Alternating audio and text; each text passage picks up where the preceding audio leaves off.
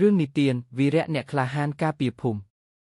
នៅភូមិសាយដងព្រៃដែលស្ថិតនៅក្រោមដើមភ្នំសៀមរាបមានក្មេងប្រុសម្នាក់ឈ្មោះវីរៈជាក្មេងកំព្រារស់នៅជាមួយជីដូនចាស់ក្រីក្រតែចិត្តរបស់គាត់ពោរពេញទៅដោយសេចក្តីក្លាហាននិងសទ្ធាលើទម្រង់សិល្បៈគុនខ្មែរដូនតាដែលជីដូនបានបង្រៀនថ្ងៃមួយពេលវីរៈកំពុងច្រូតកាត់ស្រូវនៅចំការជាមួយអ្នកភូមិក្រុមចៅព្រៃពស់ក្បាលមាន់ដែលល្បាយខ្មៅពីភ្នំជិតខាងបានវាយប្រហារភូមិពួកគេឆក់យកទ្រព្យសម្បត្តិសត្វពាហនៈនិងគំរាមកំហែងយកស្រីស្រស់អ្នកភូមិស្ទុះរត់គេចខ្លួនគ្រប់ទីតែគ្មាននរណាហ៊ានឈរទប់ទល់នឹងក្រុមចៅដ៏ឃោរឃៅនោះទេវីរៈដែលឃើញស្ត្រីពីរនាក់ត្រូវគេទាញដាក់រទេះក៏ស្រែកហៅមិត្តភក្តិពួកយើងមិនអាចឲ្យពួកគេយកបងប្អូនយើងទៅបានទេភូមិសាយដងព្រៃជាទីស្រឡាញ់របស់យើងដោយក្តីក្លាហានវីរៈចាប់ឈើដៃពីរដើមដែលគាត់ប្រវឹកហាត់គុនបានកាន់តែច្រើនឆ្នាំដើរតួតាមលំដាប់គុនខ្មែរដ៏ត្រឹមត្រូវគាត់ចូលទៅក្នុងចំណោមចៅដោយឥតខ្លាចចៅម្នាក់ដែលមានដាវវែងព្យាយាមវាយគាត់តែវីរៈបានប្រើក្បាច់អង្គុយខ្យងដើម្បីបិទដាវហើយវាយទៅលើដៃចៅធ្វើឲ្យដាវធ្លាក់ក្មេងក្នុងភូមិឃើញវីរៈឈរទល់នឹងចៅក៏មានសេចក្តីក្លាហានឡើងហើយចាប់ឈើដែលនឹងឧបករណ៍ធ្វើការងារផ្សេងមកជួយវីរៈពួកគេស្រែកឡើងគ្នាការពារភូមិរបស់យើងទោះបីជាចៅមានចំនួនច្រើនក៏ដោយក៏ពួកគេមិនទំនងនឹងសម្របសម្រួលជាមួយការតស៊ូរបស់អ្នកភូមិនោះទេមេចៅដែលឃើញស្ថានភាពចាប់ផ្ដើមធ្ងន់ធ្ងរក៏សម្រេចចិត្តដកថយដោយបានចៅប្រយោគគំរាមកំហែងថានឹងត្រឡប់មកវិញ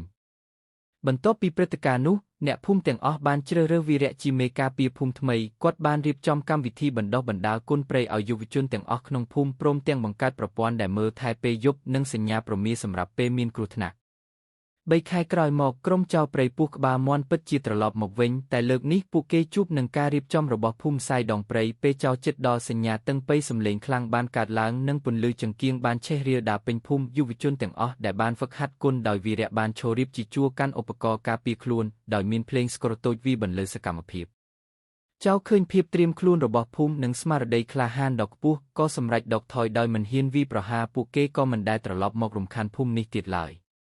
ជីដូនរបស់វីរៈដែលមើលឃើញទាំងអស់និយាយទៅកាន់វីរៈដោយមានទឹកភ្នែកក្មួយជាទីស្រឡាញ់ជីដូនមានមោទនភាពណាស់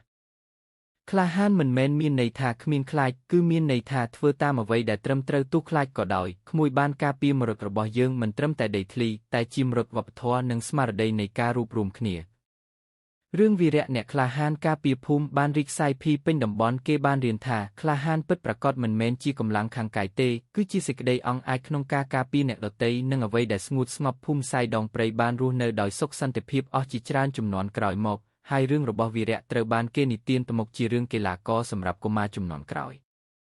រហូតមកដល់សព្វថ្ងៃនៅពេលយប់ខែភ្លឺអ្នកភូមិនៅតែនិទានរឿងអំពីក្មេងកំព្រាដែលក្លាយជាវីរបុរសដែលបានបង្រៀនពួកគេថាកម្លាំងពិតប្រាកដគឺមាននៅក្នុងការរួបរวมគ្នាហើយសេចក្តីក្លាហានចាប់ផ្ដើមពីការថែរក្សាអ្វីដែលយើងស្រឡាញ់ទេ